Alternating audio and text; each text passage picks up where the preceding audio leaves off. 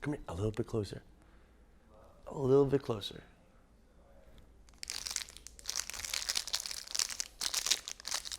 I can confirm, there are no cows in here.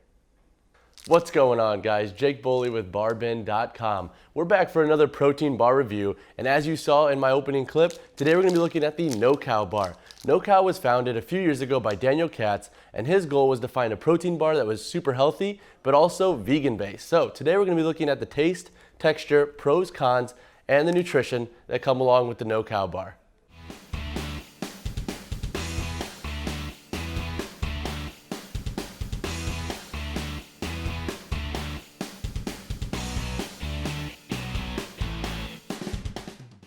All right, so now let's do a taste test on the No Cow bars. We have 7 flavors here. We have lemon meringue, chocolate fudge brownie, carrot cake, blueberry cobbler, peanut butter chocolate chip, raspberry truffle, and chunky peanut butter. So I'm gonna be doing 2 taste tests, and that's on the lemon meringue and the chocolate fudge brownie. Why? Lemon meringue, I think, is a little bit more of a unique flavoring to No Cow, and chocolate fudge brownie is kind of a universal flavor. So going into these bars, I'm gonna keep in mind the uniqueness of the lemon meringue, and then also the universal aspect of the chocolate fudge brownie. So let's start with lemon meringue.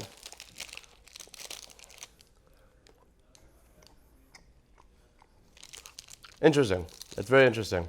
So, one thing off the bat, I'm not a huge lemon fan. I would never really reach for a lemon flavored bar, but all in all, I think this bar is pretty good. It has a subtle taste of lemon, and it kind of really has like a chewy kind of like pastry-esque flavoring to it, and a subtle lemon taste. And the lemon taste is actually more after you swallow the bar. So, if you like lemon, I think you're gonna like this bar.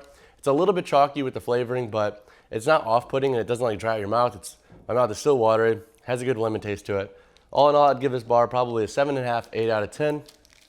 Now the chocolate fudge brownie. I'm really interested to see how this compares to other companies' chocolate fudge brownie bars. This bar, so, interesting. This bar has a couple chunks in it. I think that does a great job for adding texture and flavor to the bar. But also one thing to note is that this has a good chocolate taste to it, but it's not super sweet. And I think that if you're interested in more like a natural-esque kind of chocolate taste, this might be a better bar for you. So all in all, I think for this score, 8.5, 9 out of 10. Then again, I am more of a chocolate fudge brownie fan, so I might be a little bit biased compared to lemon meringue.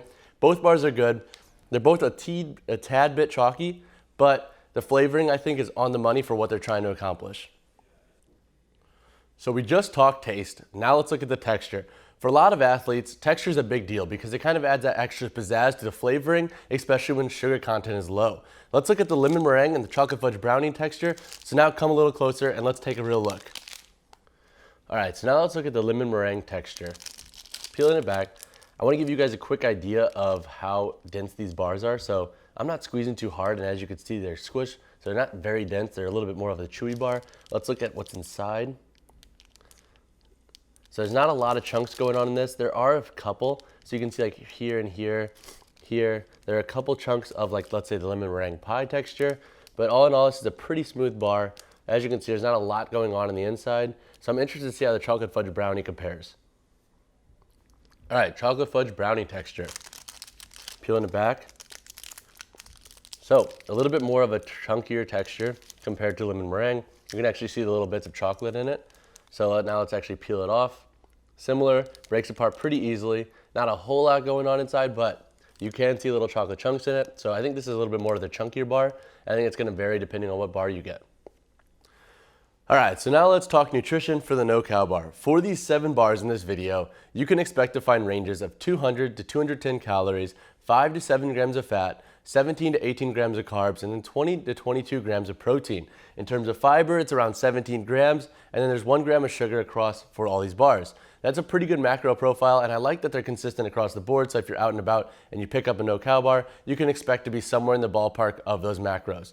So now let's dive into the ingredients. In my written review, I'll dive a little bit more deeper into the actual ingredients themselves, but for this, I'm just gonna list them off. Let's look at the lemon meringue pie ingredients. So, first and foremost, we have a protein blend. Then we have an isomalto oligosaccharide. We have glycerin, almonds, palm oil, cocoa butter, natural flavor, salt, erythritol, citric acid, water, monk fruit, and stevia extract. And then below it says allergen statements. Contains almonds, and it's produced on equipment that also processes peanuts, soy, milk, wheat, egg, and other tree nuts. So if you have any kind of allergens to those foods, I would definitely recommend looking into that before looking into no-cow bars and investing in them. So all in all, that is the calories, macros, and ingredients of these no-cow bars in a nutshell. All right, so now what are some practical pros that come along with the no-cow bar? So first and foremost, if you have any kind of allergen to dairy or you want a vegan-based protein bar, I think this is a great choice. The flavoring's pretty good and the macros are pretty solid. I thought all these bars tasted really well, and I thought the macro profiles themselves were really good. So if you're trying to keep your sugar content low and you want a high fiber bar, these are a good option. And then lastly, I like the variants of flavors. So they have chocolate fudge brownie, which is like kind of your universal protein bar, but then they have things like blueberry cobbler and carrot cake, which is a little bit more unique. So if you're looking for a different tasting bar with a solid macro profile that is vegan friendly, this could be a good bet for you. And those are my pros that come along with no-cow. All right, so when it comes to cons for the no-cow bar, I had two potential issues. And number one, that's the firmness of the bar. So these bars are a little bit softer, and I think if you're gonna be throwing it into a backpack, or let's say you just have it at the gym and you want it later in the snack and it's like condensed in a warm backpack or something like that, these bars may not be the best at holding their form. It's not gonna really influence our taste, but if you want something that's not gonna be very messy and like it's squished, so like I'm squishing these right here with my fingers and they're condensing very easily, that might be an issue to keep in mind or a potential consideration. Number two is the high fiber content. So these bars have around 17 grams of isomalto oligosaccharide fiber, and that could be a little bit troublesome for some digestive systems. I didn't have any issues with these bars, and that's gonna be a case-by-case basis, but it is kind of something to keep in mind. So let's talk price. So no-cow bars are gonna be priced similar to the other protein bars in the market, and that's gonna range for individual bars being $2.50 to like, let's say $4. And that's gonna kind of depend on where you live. More urban areas are obviously gonna have a little bit more of an expensive bar. In terms of a box of 12, you can expect to pay around $21 to $30. And that's gonna depend on the retail outlet you choose to buy from. In terms of price, that's pretty consistent across the board for protein bars. They're a little bit more expensive if you're buying from some outlets, if you're buying like, let's say packs of 12, but all in all, a pretty consistent price across the board. That concludes my review of the no-cow protein bar. I like the taste of these bars, but I did have a couple potential cons. To read my full thoughts, click on the link below or search BarBend and no-cow. And if you like this protein bar review and you want to see more like it, don't forget to like and subscribe to the channel. But for now, I'll be devouring more no-cow bars.